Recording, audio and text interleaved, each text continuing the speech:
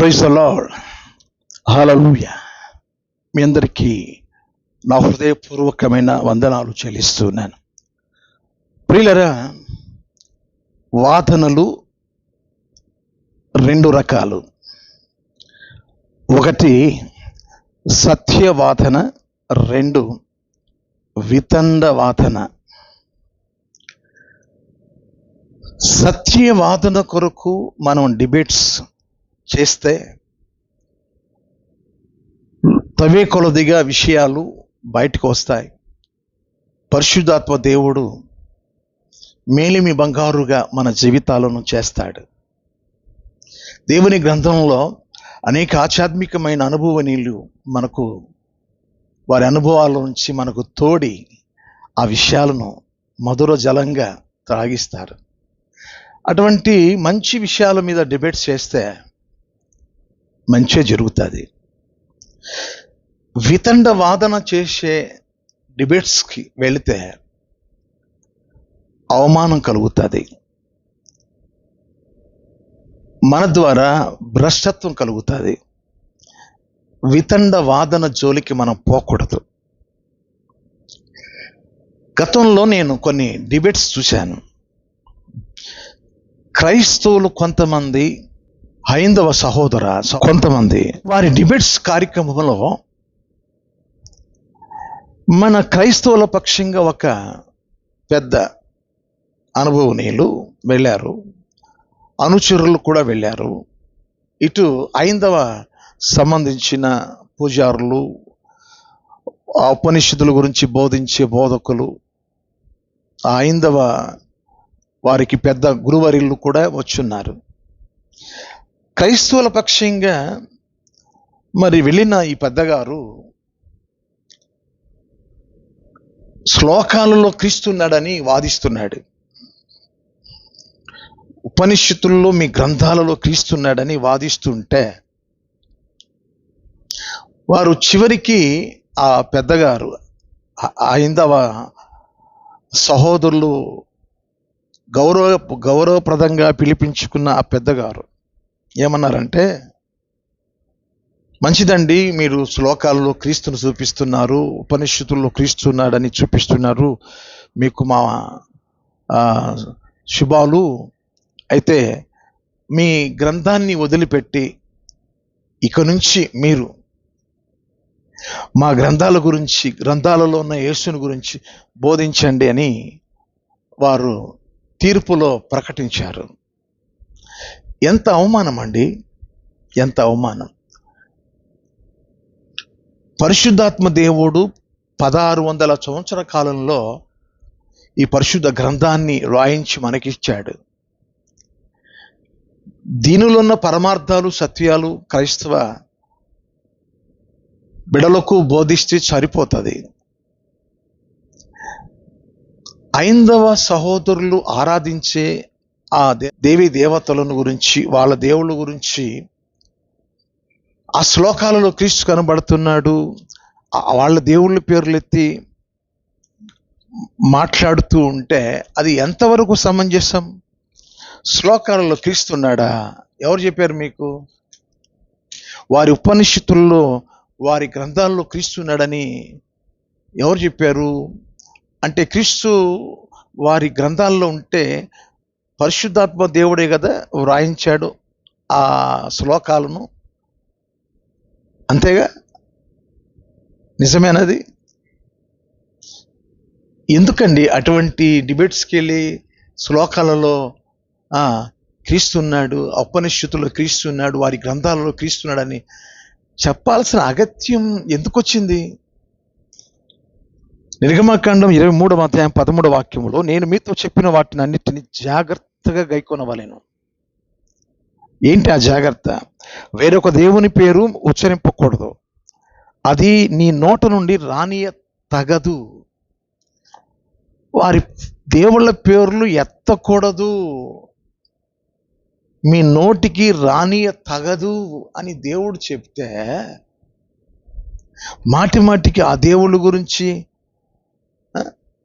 ఎందుకు అలా బోధించాల్సిన అవసరము, అటువంటి డిబేట్ చేయాల్సిన అవసరం దేనికి? ఎందుకు? వితండవాదాలు మనం ఎంత చేసిన వాళ్ళు వింటారా? అది పైగా మామూలుగా జనరల్గా మనం మాట్లాడితే అది వేరు.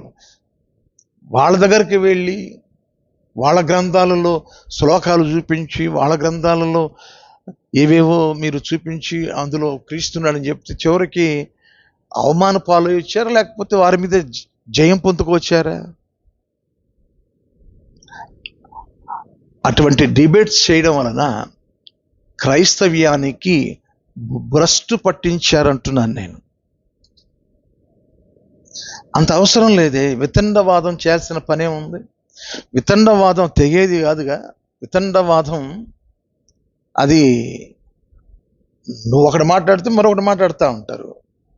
అది తెగదది. అది చీకటి, నువ్వు వెలుగు. మీరు ఎట్లా కలుసుకుంటారు? అది కుదిరే పని కాదు కదా. యెషయా గ్రంథము 40వ అధ్యాయం 25వ వాక్యంలో, నీవు ఇతనితో సమానుడు అని మీరు నన్ను ఎవనితో సాటి చేయుదురు అని పరిశుద్ధ దేవుడు అడుగుచున్నాడు. ఆయన పవిత్రుడును, పరిశుద్ధుడును, నిష్కల్మషుడును, ఆయన పాపులలో చేరక ప్రత్యేకంగా ఉన్నవాడని హెబ్రీయులకు రాసిన పత్రిక 7వ అధ్యాయం 26వ వాక్యంలో ఉంది కదా. ఆయన జీవితం ప్రత్యేక ఉంది కదా. వాళ్ళ దగ్గరికి వెళ్ళేసి మా దేవుడు గొప్పవాడు, మా దేవుడు ఇలా అని వాళ్ళ దగ్గర కూర్చొని చెప్పాల్సిన అవసరం ఏముంది? వాళ్ళ దగ్గర కూర్చొని డిబేట్స్ చేయాల్సిన అవసరం ఏముంది? కాబట్టి మరియ తల్లి అక్రమముగా కనదని వారు వక్రించి మాట్లాడుతున్నప్పుడు, యేసు దేవుడు కాడని, పరిశుద్ధ గ్రంథం కాదని మరి వాళ్ళు యూట్యూబ్లో వీడియోస్ పెట్టి బోధిస్తున్నారు. యేసు దేవుడు కాడు, పరిశుద్ధ గ్రంథం అది పరిశుద్ధ గ్రంథం కాదు, మరే తల్లి అక్రమముగా యేసు ప్రభువును కన్నదని వాళ్ళు చెప్తున్నారు. ప్రతి విషయం వక్రీభవించి మాట్లాడుచున్నారు. వారు దాని మీద వీడియో చేస్తే లక్షలాది మంది దానికి వంతు పలికి, మద్దతు పలికి, కోట్లాది యూస్ వారు సంపాదించుకొని ఇదే మన బతుకు తీరు అని వాళ్ళు ఎన్నిక చేసుకొని బతుకుతున్నారు. వాళ్ళు ప్రతిరోజు దైవదూషణ చేస్తూ, ప్రతిరోజు యేసు దేవుడు కాడు, అది పరిశుద్ధ గ్రంథం కాదు, ఏవేవో మాటలు పట్టుకొని విరుద్ధంగా వీడియోస్ చేస్తే దాన్ని అనేకులు మతదారులు శబాష్ అని వారు పొగుడుతుంటే, యేసు దేవుడు కాడని విరుద్ధమైన ఫిలిమ్స్, షార్ట్ వీడియోస్, ఫిలిం వాళ్ళు ఎంతో దాని మీద ఖర్చు పెట్టి సినిమా చూపించేటట్టు చూపిస్తున్నారు. అయితే మనకు అర్థమైపోయింది, వీళ్ళు క్రీస్తు విరోధులు, యేసు దేవుడు కాడని ప్రత్యక్షంగా యూట్యూబ్లోకి వచ్చేసి, సోషల్ మీడియాలో వచ్చేసి, యేసు దేవుడు ఎలా అవుతాడు, పరిశుద్ధ గ్రంథం అన్నీ అది తప్పుల గ్రంథం, అది అపరిశుద్ధమైనది, వారి దేవుడు కాడు, అవన్నీ కల్పనా కథలు అని వాళ్ళు బోధిస్తున్నారు, వితండ వాదన చేస్తున్నారు. వారు సవాల్, యేసు దేవుణ్ణి ఎవరైనా మీరు రుజువు చేయగలిగితే మేము మిమ్మల్ని ఆహ్వానం పలుకుతున్నాం, డిబేట్స్కి రండి, ఎవరైనా వెళ్ళొచ్చా, వాళ్ళ దగ్గర కూర్చోవచ్చా మనం? గమనించండి ప్రియులారా, కూర్చోకూడదని బైబిల్ చెప్తుంది. మొదటి కీర్తనలో మొదటి వాక్యంలో అపహాసకులు కూర్చుండు చోట కూర్చోకూడదని. వాళ్ళు యేసు ప్రభువుని ఎంత అపహాస్యం చేసుకుంటూ, వెకిలి నవ్వులు నవ్వుతూ, వికటాసం చేసుకుంటూ మాట్లాడుతూ ఉంటే వారు పిలిచిన పిలుపుకు వెళ్ళి యేసు దేవుడని చెప్పడానికి వెళ్ళారా? లేకపోతే వారికి లక్షలాది సబ్స్క్రైబ్స్ వచ్చేసినాయి, నేను అక్కడికి వెళ్ళి కూర్చుంటే, అక్కడికి వెళ్ళి నేను యేసు దేవుని గురించి మాట్లాడితే నాకు కూడా సబ్స్క్రైబ్స్ పెరుగుతాయి, వ్యూస్ పెరుగుతాయి, నేనంటే ఏంటో అందరికి అర్థమైపోద్ది అని వెళ్ళారా? వితండవాదన చేసే వారి దగ్గరికి మీరు ఎందుకు వెళ్ళి డిబేట్ చేసినట్టు? వాళ్ళకి ఇంకా మీరు ఊతనిచ్చారు. వాళ్ళు నోరులు ఇంకా ఎక్కువగా దూషణ పాలైపోతున్నాయి. వారు ఇంకా ఎక్కువగా భక్తులను దూషిస్తున్నారు. దాన్ని బట్టి సువార్త దండయాత్రలకు ఆటంకం కలిగిస్తున్నారు. రాజ్యాంగంలో అసలు క్రైస్తవ ఆ మతాన్ని నుంచి ఇక మన ఇండియా నుంచి క్రైస్తవులు ఉండకూడదు అని వాళ్ళ ప్రయత్నాలు వాళ్ళు చేస్తున్నారు. వాళ్ళతో ఏకీభవించి వాళ్ళతో డిబేట్ చేయడానికి ఎందుకు వెళ్ళినట్టు? వాళ్ళతో వెళ్తేనే కదా మీకు లక్షల మంది డిబేట్స్ చేసి సబ్స్క్రైబ్ సంఖ్య పెంచుకున్నారు, వ్యూస్ పెంచుకున్నారు, మీ పేర్లు ఆ రీతిగా పరిచయం అయినాయి. మంచి వాదన, బైబిల్ మీద వాదన చేసి అలా ఎవరు చూస్తారు ఆ వీడియోస్ని? అలాంటి చూడరు, ఇలాంటి చూస్తారు. యేసు దేవుడు కాడని వితండ వాదన చేసే వారి దగ్గర కూర్చొని మనం వాదిస్తుంటే మీ వాదన ఎంతవరకు ఉంటుందో ఏమైనా ఒప్పించారా? మీరు ఒప్పించగలిగారా? ఎంత ప్రయత్నించినా ఏమైనా ఫలితం ఏమైనా దొరికిందా? ఏమీ లేదు, నిష్ప్రయోజనమే. బలవంతంగా మనం ఒప్పించకూడదని ప్రభువు చెప్పలేదా? లూకాసు వార్త 16వ అధ్యాయంలో 16వ వాక్యంలో బలవంతముగా నా రాజ్యంలోనికి జ్వరబడుచున్నారు. ఎందుకు అంత అవసరం? బలవంతంగా నిన్ను ఎవరు అక్కడికి వెళ్ళి బలవంతంగా నిన్ను నెట్టారు? ఒప్పించాలి, వాళ్ళ ద్వారా వాళ్ళ దగ్గరికి వెళ్ళి ఒప్పించాలని బలవంతంగా వారిని ఒప్పించాల్సిన అవసరం ఏమొచ్చింది?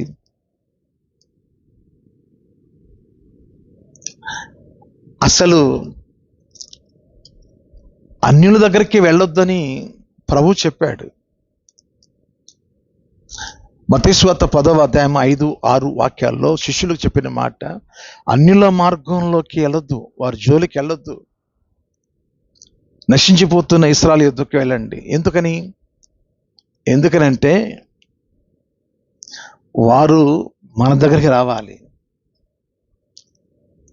దేవుని యొద్దకు రండి, అప్పుడు ఆయన మీ యొద్దకు వచ్చును. యాకోబు రాసిన పత్రిక 4వ అధ్యాయం 8వ వాక్యం. వారు అవసరం ఉండి మన దగ్గరికి రావాలా? యేసు దేవుని గురించి తెలుసుకోవడానికి రావాలి. ఈ యెషయా గ్రంథంలో 40వ అధ్యాయంలో 25వ వాక్యంలో, నీవు ఇతనితో సమానుడు అని మీరు నన్ను ఎవరితో సాటి చేయదు. ఈయన ఒక ప్రత్యేకంగా ఉన్నవాడు కదా, మనం ఎందుకు ఆయనకి దూషణ పాలుకాలు చేసేటట్టుగా మనం వాళ్ళ దగ్గరికి వెళ్ళి 46వ అధ్యాయం యెషయా గ్రంథము 5వ వాక్యం, మేము సమానులమని నన్ను ఎవనికి సాటి చేయుదురు, మేము సమానులమని ఎవని నాకు పోటీగా చేయుదురు. నేను తప్ప మీకు దేవుడు ఎవరు ఉండకూడదని ప్రభువు చెప్పాడు కదా. కాబట్టి వ్యర్థంగా ఆయన నామాన్ని ఉచ్చరిస్తే ఏనాటికి వారిని నిర్దోషులుగా నేను ఎంచునని నిర్గమాకాండం 20వ అధ్యాయంలో 7వ వాక్యంలో, ఆ తర్వాత ద్వితీయోపదేశకాండం 5వ అధ్యాయం 11వ వాక్యంలో మనకు చాలా స్పష్టంగా ఉంది. దేవుని దోషణ, వ్యర్థంగా ఆయన నామాన్ని పలికే వారిని నిర్దోషిగా ఎంచును అంటే వాళ్ళు ఎవరు? అపరాధులు కదా. మరి వారి దగ్గరికి మనం ఎందుకు వెళ్ళాలి అసలు? వాళ్ళ దగ్గరికి డిబేట్ చేయాల్సిన అవసరం ఏముంది? బలవంతంగా వారి దగ్గరికి ఎరుగని వారి దగ్గరికి లోపించాలి కానీ మీ దగ్గరికి వచ్చి ప్రభువుని గురించి అడిగేవారికి చెప్పాలి కానీ వాళ్ళు అక్కడ దూషణ పాలు చేస్తుంటే ఆ దూషించే వారి దగ్గరికి వెళ్ళి వితండ వాదన చేసే వారి దగ్గరికి వెళ్ళేసి యేసు ప్రభు గురించి చెబుతుంటే వాడికి ఎగతాళి అయిపోయింది. వాడు వెకిలి నవ్వుతూ మాట్లాడుతుంటే మీకు అసలు ఏమనిపించట్లే. మీకేందంటే సబ్స్క్రైబ్స్ కోసం వెళ్ళారు, యూస్ కోసం వెళ్ళారు, యూట్యూబ్లోంచి మనం ఎక్కువ డబ్బులు రాబట్టాలని అట్లా పరిచయం అయ్యారు మీరు క్రైస్తవులకి. ఈరోజు నా ప్రియ దేవుని బిడలారా, వితండ వాదన చేసే వారి దగ్గరికి వెళ్ళకండి. వాళ్ళు అపవిత్రులు, వాళ్ళు నిర్దోషులు అని నేను ఎంచను. నేను వాళ్ళని అపరాధులని కదా. వాళ్ళు వ్యర్థంగా దేవుని నామాన్ని ఉచ్చరించు వారంతా కూడా అపరాధులు. ఈరోజు నేను మీకు ప్రేమపూర్వకంగా చెప్తున్నాను, క్రైస్తవులైనా మరి ఎవరిలైనా వితండ వాదం చేసే వారి దగ్గర వాక్యాలు చెప్పకండి. వితండ వాదన చేసే వారి దగ్గర నోర్లు తెరవకండి.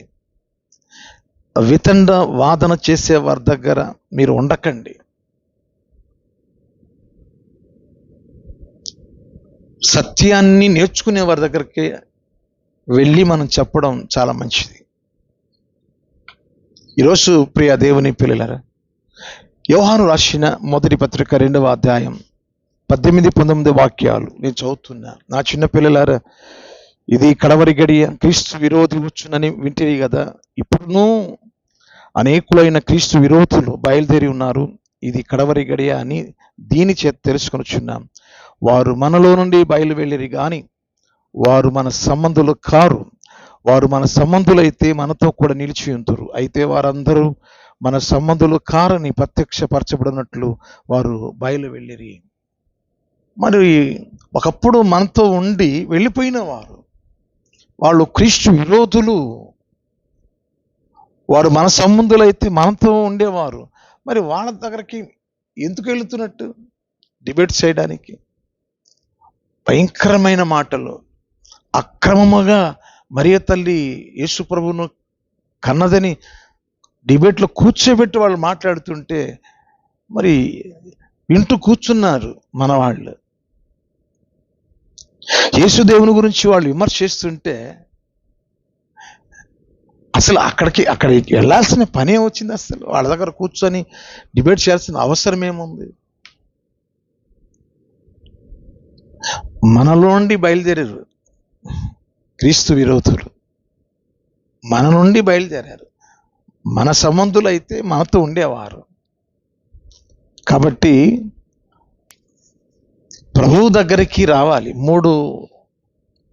మూడు విషయాలు మీకు చెప్తాను. ఒకటి, ఎందుకు రావాలి అనేది యెషయా గ్రంథం 1వ అధ్యాయం 18వ వాక్యంలో, రండి మన వివాదం తీర్చుకుందాం, మీ పాపములు ఎర్రనివైతే నేను హిమము కంటే తెలుపు చేస్తాను, మీ పాపములు కెంపు వలె, మీ పాపాలు ఉంటే గొర్రెబొచ్చు వలె తెలుపు చేస్తాను అన్నాడు. అంటే ఆయన దగ్గరికి ఎందుకు వెళ్ళాలంటే మన పాపాలు కడిగివేయబడడానికి, కడిగేసుకోవడానికి, ప్రక్షాళన చేసుకోవడానికి, పాప క్షమాపణ పొందుకొని పరిశుద్ధులుగా తీర్చబడడానికి ఆయన దగ్గరికి వెళ్ళాలి. అది మొదటి పాయింట్. ఆయన దగ్గరికి ఎందుకు వెళ్ళాలంటే ప్రభు చెప్పాడు, ప్రయాసపడి భారం మోసుకొచ్చున్న సమస్త జనులారా నా యొద్దకు రండి, నేను మీకు విశ్రాంతిని కలుగు చేస్తాను. నెమ్మది లేనివారు, సంతోషము లేనివారు, సమాధానము లేనివారు, అనేక భారాలతో కృంగిపోతున్నవారు, నష్టాలలో ఉన్నవారు మరి నా దగ్గరికి రండి అన్నాడు. మత్తయి సువార్త 11వ అధ్యాయం 28వ వాక్యంలో, నా దగ్గరకు వస్తే మీకు నెమ్మది ఇస్తా, విశ్రాంతిని ఇస్తా, సమాధానం ఇస్తా, సంతోషం ఇస్తా. అందుకు ప్రభువు దగ్గరికి రావాలి. మూడవది, నేను సాత్వికుడను దీని మనసు కలిగిన వాడను, నా కాడిని మీ మీద మోసుకొని నా యొద్దకు వచ్చి మీరు నేర్చుకోండి, నేను మీకు విశ్రాంతిని కలుగు చేస్తాను. నా కాడి సులువుగా ఉంటుంది, తేలిగ్గా ఉంటుంది. బట్ ఆయన దగ్గరికి మనం ఎందుకు రావాలంటే ఆయన గుణాతిశయాలను నేర్చుకోవడానికి, ఆయన సహవాసంలో ఆయనను గురించి నేర్చుకోవడానికి, రుచికరమైన ఆయన నామాన్ని స్మరించుకోవడానికి, మాధుర్యమైన ఆయన నామాన్ని స్మరించుకోవడానికి, ప్రకటించుకోవడానికి, సనుతించడానికి, ఆరాధించుకోవడానికి, ప్రార్థించుకోవడానికి ఆయన దగ్గరికి రావాలి. అంతేకాని మనం వాళ్ళ దగ్గరికి వెళ్ళేసి దేవుని నామానికి ఎంత అవమానం కలుగుతుందో తెలుసా? వాళ్ళు ఎంత దూషిస్తున్నారో తెలుసా? నేను అడుగుతున్నాను, వాళ్ళు మీ దగ్గరికి ఎప్పుడైనా వచ్చారా? మీరు వాళ్ళ దగ్గరికి వెళ్ళారు, వాళ్ళని మీ దగ్గర కూర్చోబెట్టారా? వాళ్ళు ఎందుకు వస్తారు? వాళ్ళు రారు. వాళ్ళు ఎందుకు? అంత అవసరం ఏముంది వాళ్ళకి? రారు. వాళ్ళు వస్తే ఎందుకు రావాలో ఈ 3 విషయాలు: పాపాలు కడిగేసుకోవడానికి, శాంతి సమాధానం పొందుకోవడానికి, తర్వాత ఆయన గురించి నేర్చుకోవడానికి. వారికి మనం ప్రభు దగ్గరమ్మ ప్రార్థన చేసుకోండి, మీ నోటితో ఒప్పుకోండి, హృదయం మందు విశ్వాసం ఉంచి నా కొరకు నా ప్రభువారు మన నుంచి తిరిగి లేచాడు, ఒప్పుకోండి. పాపాలను ఒప్పింప చేయడానికి ఆయన పంపిన ప్రతినిధులుగా మనం వచ్చిన వారికి పాప క్షమాపణ ప్రభు ద్వారా వారికి పొందినట్లు, సమాధానం వారికి పొందినట్లు, ఆయన గురించి వారికి నేర్పించడానికి వచ్చిన వారికి మనం చెప్పాలి. మనం వాళ్ళ దగ్గరికి వితండవాదన చేసే వాళ్ళ దగ్గరికి వెళితే అవమానం కదా కలుగుతుంది. మీరు వెళ్ళబట్టే కదా వాళ్ళ నోరులు ఏం పడుతున్నాయి. గొప్ప గొప్ప సేవకుల గురించి విపరీతంగా వ్యంగ్యంగా నవ్వులాట ఆడుకుంటూ, నవ్వుతూ, ఆ మాటలను తప్పుబట్టుతూ, ఎంత అవమానం. ఇతన్న వాదన చేసే వారి దగ్గర డిబేట్స్కి వెళ్ళి క్రైస్తవ్యానికి భ్రష్టు పట్టించిన వారు ఎవరు? వితండ వాదన చేసే వారి దగ్గరికి వెళ్ళి మీరు మీ ఇన్ఫ్లుయెన్స్ కోసం, అలా మీరు పరిచయం అవ్వాలని ఆశపడి వెళ్ళిన ఒకసారి మీరు ఆలోచన చేయండి. వాళ్ళు పదే పదే క్రీస్తు దేవుని గురించి విరోధంగా మాట్లాడుతున్నప్పుడు అక్కడ అసలు ఉండొచ్చు? అక్కడ పిలాతు ప్రభువారి దగ్గర కొన్ని మాటలు మాట్లాడుతున్నప్పుడు, నా రాజ్యం ఈ లోక సంబంధం అనేది కాదు, నా రాజ్యం ఇహ సంబంధం అనేది కాదు, ఖచ్చితంగా పిలాతుకు చెప్పాడు. మాట్లాడు, వాళ్ళు ఇలా నిందన మోపుతున్నారు, మాట్లాడంటే, నా రాజ్యం ఈ లోక సంబంధం అనేది కాదు. కాబట్టి దేవుని యొద్దకు రండి, అప్పుడు ఆయన మీ యొద్దకు వచ్చును. దేవుడు కావాలని వచ్చేవారికి కదా మీరు. మరి అక్కడికి వాళ్ళు వ్యంగ్యంగా అపహాస్యంగా చేస్తున్న, క్రీస్తు విరోధంగా చేస్తున్న ఆ వీడియోస్, పుస్తకాలు, వాళ్ళ దగ్గరికి వెళ్ళి కూర్చొని ఏంటి మీరు చేసే డిబేట్స్? ఏం చేస్తారు మీరు? సరే, వాళ్ళు ఏమన్నా మార్పులోకి వచ్చారా? మీరు చెప్పబట్టి కొన్ని సత్యాలు నేర్చుకున్నా అని చెప్పారా వాళ్ళు? లేదే, వాళ్ళు అలా చెప్పలేదే. వారు ఏమీ మీ దగ్గర నేర్చుకున్నది లేదే. అంతకంతకు రోజు రోజుకు వ్యంగ్యంగా అపహాస్యంగా యేసు దేవుని గురించిన మాటలు వారు మాట్లాడుతున్నారు. దానికి ఎవరు కారకులు? అంతకుముందే వాళ్ళు బయటికి వెళ్ళి వాళ్ళు చేస్తుంటే వాళ్ళతో మీరు చేయగలిపి డిబేట్ చేసి ఇంకా ఎక్కువ చేశారు. ప్రతి సేవకుని గురించి వారు మంచి మంచి సేవకులు, అది ఒక 10,000 అలా సబ్స్క్రైబర్స్ ఉంటే వాళ్ళ జోలికి వెళ్ళరు. వాళ్ళు లక్షల్లో ఎవరైతే సబ్స్క్రైబ్స్ ఉంటారో వాళ్ళ వీడియోస్ జోలికి వెళ్ళి ఏరా పోరా అంటూ ఆ సేవకుల్ని మాట్లాడుతున్నారు. వాళ్ళు నరకానికి వెళ్ళడం తథ్యం.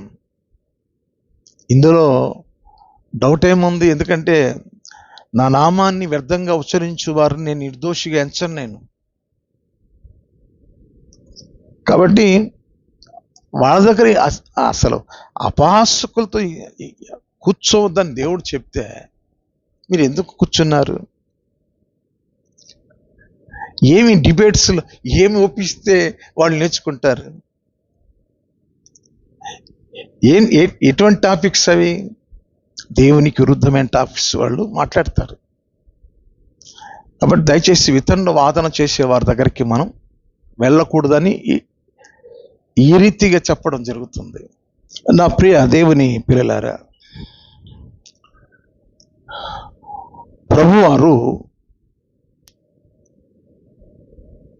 నా దగ్గరికి రండి అని ప్రభు ఎందుకు పిలిపించారంటే,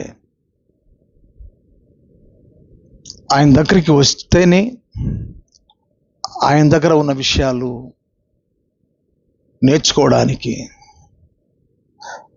ఆయన దగ్గర ఉన్న మహిమను చూపించడానికి, పరలోక సంబంధమైన విషయాలు మనం నేర్చుకొని సిద్ధపడడానికి బాగుంటుంది. సర్వ సృష్టికి వెళ్ళి సువార్తను ప్రకటించమని దేవుడు చెప్పినాడు. మనకు అప్పగించిన సంఘాలకు, విశ్వాసులకు లోతైన అనుభవాలు మనము నేర్పించడం ధన్యతగా మనం భావించాలి. డిబేట్స్, మంచి డిబేట్స్, ఓ టాపిక్ మీద బైబిల్లో ఉన్న మంచి అనుభవనీయులు, పరిశుద్ధులు, అభిషక్తులు ఎంతోమంది మనకు దేవుని గ్రంథాన్ని గురించి కొత్త విషయాలు మనకు బోధించే పెద్దవారు ఉన్నారు. వారిని పిలిపించుకొని ఆ డిబేట్స్ కార్యక్రమం పెట్టుకుంటే అనేక లోతైన విషయాలు మనకు తెలియచేస్తారు. లోతుల్లో దాగి ఉన్న మేలిమి బంగారం వంటి విలువైన మాటలు మనకు పరిచయం చేస్తారు. ఎన్నడూ వినని విషయాలు వారు మనకు బోధిస్తారు. నన్ను అడుగము, గూఢమైన సంగతులని మీకు బోధిస్తానని ఇర్మీయా గ్రంథంలో 33వ అధ్యాయం 3వ వాక్యంలో గూఢమైన సంగతులు మనకు దేవుడు తెలియజేస్తాడు. అటువంటి డిబేట్స్ కార్యక్రమాలు మనం ఏర్పాటు చేసుకుంటే మంచిది. ఓ టాపిక్ మీద నిగూఢ సత్యాలు నేర్చుకోవడానికి గొప్ప దైవ సేవకుల దగ్గర కూర్చొని ఆ డిబేట్ కార్యక్రమంలో పొందితే ఎంత మంచిది. కనుక వితండ వాదాలు చేసేవారి దగ్గర అనవసరంగా వాళ్ళ వీడియోస్ మనం వినకూడదు. అటువంటి ఆహ్వానాలు మనం తీసుకోకూడదు. వితండ వాదన చేసి దేవునికి అవమానం కలిగించే ఆ కార్యక్రమాలకి మనం వెళ్ళకూడదు. దేవునికి వ్యర్థంగా ఆ నామాన్ని ఉచ్చరించి వారి దగ్గర మనం వెళ్ళకూడదు. 16వ కీర్తన 4వ వాక్యంలో వారి పేర్లు కూడా నేను ఎత్తనన్నాడు దావీదు మహారాజు. వారి పేర్లు కూడా నేను ఎత్తను నేను అన్నాడు. మరి ఆ పేర్లు ఎత్తాల్సిన పని మనకేమొచ్చింది? మన పరిశుద్ధుడైన దేవుని గురించిన విషయాలు మనకు అనేక మంది నేర్పించే గొప్ప పారాయణం చేసే ఉపదేశకులు ఎంతోమంది ఉన్నారు. మరి అటువంటి డిబేట్స్లో మనం పాలుపంపులు పొందాలి. కనుక వ్యంగ్యంగా లేకపోతే అపహాస్యంగా క్రీస్తు దేవుడు కాడని చెప్పే వారి దగ్గరికి మనం డిబేట్స్కి ఎందుకు మనం వెళ్ళాలి? ఎందుకు అవమానకరంగా దేవుని నామానికి దూషణ పాలు చేసేటట్టుగా కారకులుగా మనం ఎందుకు ఉండాలి? ఇక్కడ మనం మళ్ళీ చదువుతున్నాను. యోహాను రాసిన మొదటి పత్రిక 2వ అధ్యాయం 18-19 వాక్యాలు. చిన్నపిల్లలారా, ఇది కడవరి గడియ, క్రీస్తు విరోధి వచ్చునని వింటిరి కదా. ఇప్పుడును అనేకులైన క్రీస్తు విరోధులు బయలుదేరి ఉన్నారు. ఇది కడవరి గడియ అని దీని చేత తెలుసుకొనుచున్నాం. వారు మనలో నుండి బయలువెళ్ళిరి కానీ వారు మన సంబంధులు కారు. వారు మన సంబంధులైతే మనతో కూడా నిలిచి ఉందురు. అయితే వారందరూ మన సంబంధులు కారని ప్రత్యక్షపరచబడినట్లు వారు బయలువెళ్ళిరి. కాబట్టి మన సంఘములోంచి వెళ్ళిపోయాడు అంటే ఆ సంఘానికి విరోధేగా. మన దేవుని దగ్గర నుంచి వెళ్ళిపోయాడు అంటే ఆ దేవునికి విరోధేగా వాడి దగ్గర కూర్చొని, క్రీస్తు విరోధి దగ్గర కూర్చొని క్రీస్తుని గురించి చెప్తే వాడికి ఎట్లా ఉంటుంది? అపహాస్యం చేస్తాడు, వాడు వ్యంగ్యంగా మాట్లాడతాడు. కాబట్టి ఈ విషయంలో నేను తెలుసుకున్న నగ్న సత్యం ఏంటంటే, వితండవాదాలు చేసే వారి దగ్గర డిబేట్స్ కానీ, ఆ డిబేట్స్ కార్యక్రమాలు మనం వినడం కానీ జరగకూడదు. ఎవరైనా వితండవాదాలు చేసేవారు ఎవరన్నా మన మధ్య ఉంటే అక్కడి నుంచి మనం దూరం అయిపోవాలి. వారి దగ్గర మాటలు వినడానికి మనం ప్రయత్నం చేయకూడదు. మంచిది ప్రియులారా. మరి ఈ అవకాశమును పరిశుద్ధాత్మ దేవుడు నాకు అనుగ్రహించినాడు. ఈ విషయాన్ని మీరు గమనంలోకి తీసుకొని, వితండవాదాలు మనం చేయకూడదు, చేసేవారి దగ్గర మనం ఉండకూడదు. సత్యవాదన చేసి సత్య విషయాలు రాబట్టి దేవుని రాజ్యం కోసం మనం ఇంకా లోతైన అనుభవాలు గుండా వెళ్ళాలని కోరుకుంటూ నా మాటలు విరమిస్తున్నాను. May God bless you. మీ అందరికీ నా వందనాలు. Thank you.